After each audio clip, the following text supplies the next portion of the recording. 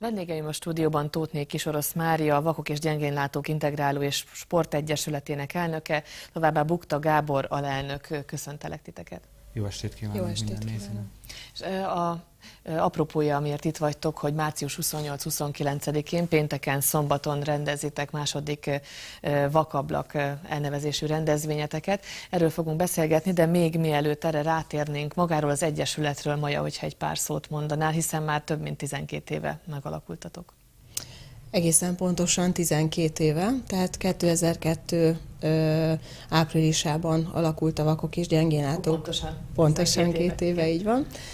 Akkor alakult meg az Egyesületünk, akkor sportolási céllal jöttünk létre.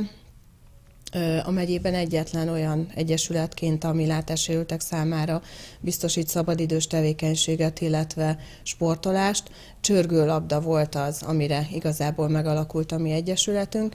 Azóta igyekeztünk szélesíteni a repertoárt, és most már nem csak csörgőlabdával foglalkozunk, hanem egyéb más sportolási lehetőségek is vannak, mint a vaksak, pingpong, volt időszak, mikor atlétizáltunk, aztán úsztunk, illetve a sporton túl most már kulturális tevékenységekkel is foglalkozunk, ugye itt erre a Vakablak is egy jó példa, illetve foglalkoztatás is történik az Egyesületünknél 2009 óta.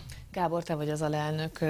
Az Egyesületben hány tagja van manapság vagy ma az Egyesületnek? Hát aktív tag 20 körül számlálható. Nyilván vannak olyan tagok, akikkel ritkábban találkozunk, de folyamatosan összejárunk, sportolunk, és az aktív réteg az Egyesületben ezeken a rendezvényeken, összejöveteleken mindig ott van. És ha jól tudom, 2010 óta a Majával együtti válogatottak is vagytok.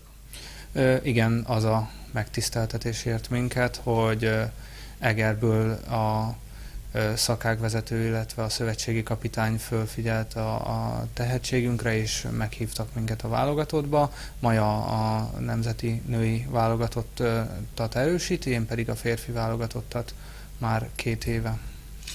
Március 28-29-én, mint említettem, vagy kezdődik a Vakablak rendezvény, ez a második rendezvény. Miért ez lett a neve, hogy Vakablak? Maja? Nagyon sokat gondolkodtunk a 2011-es Vakablak előtt, hogy milyen nevet is adjunk ennek a rendezvénynek. Én úgy szoktam mondani, hogy integrációs fesztivál, igazából az Egyesületünknek az önkifejeződése, és éppen ezért valami frappáns neven gondolkodtunk, valami vidám néven, és így született meg a Vakablak, hogy igazából ennek akár nagyon sok jelentése is lehet, és hát az a mottónk, hogy ablakot nyitottunk a világra, nézd be rajta.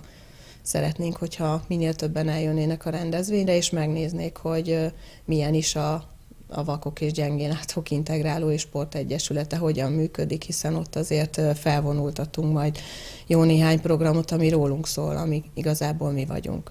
Milyen jellemző programok lesznek, amire érdemes felhívni most a figyelmet? Mindenek előtt szeretném kiemelni a sportprogramokat. A csörgőlabdát először is. Egri sportolók segítségével fogjuk ezt a rendezvény szombati napján így van bemutatni. Tehát 29-én.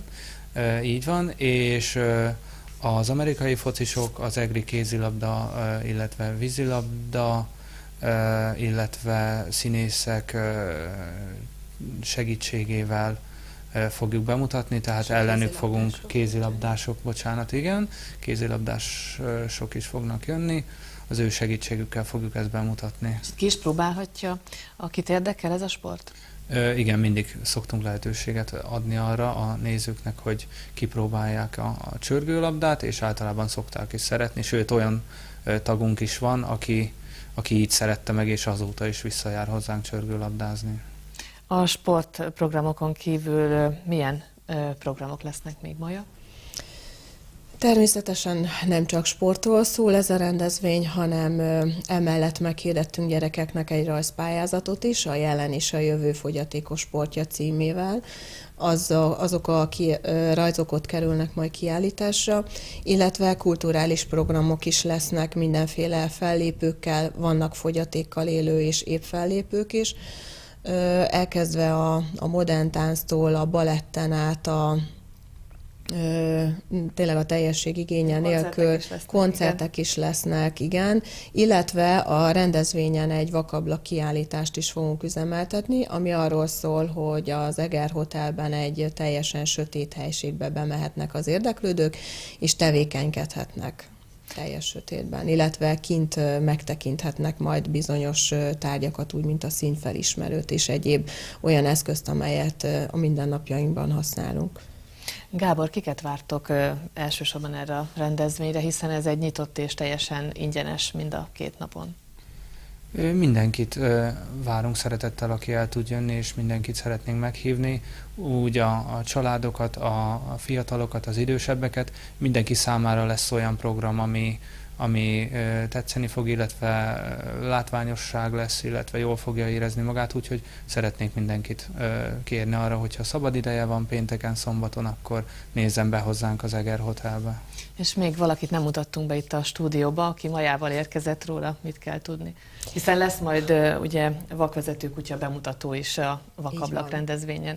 Így van, pénteken nyitánként vakvezető kutya bemutató lesz, ott az odaérkezők kipróbálhatják, hogy milyen is igazából egy vakvezető kutyussal közlekedni, hát természetesen bizonyos keretek között.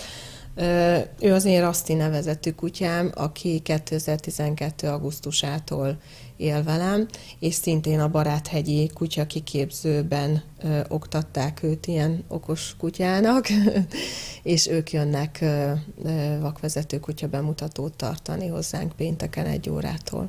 Te említetted, hogy ő mindenhová elkísér, mekkora segítség ez neked? Hát óriási nagy segítség, azt rólam tudni kell, hogy azt megelőzően nem közlekedtem csak kísérővel, és azóta viszont Miskolcra járok egyetemre, ahová szintén ő kísérel, illetve a budapesti edzéseimre is, meg hát természetesen itt Egerben mindenhová a munkám során.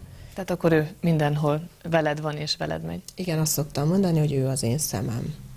Hát akkor még egyszer a program az március 28-29-én lesz a Hotel Egerés Parkban, és pénteken 13 órától, szombaton pedig 10 órától egészen este 9 óráig látogatható. 10 óráig. Bocsánat, este 10 óráig, igen, 9 órakor kezdődnek a koncertek.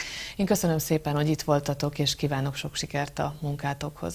Mi köszönjük a lehetőséget. Kedves nézőink, ez volt az EGRI magazin, megköszönöm megtisztelő figyelmüket, további szép estét kívánok, viszontlátásra!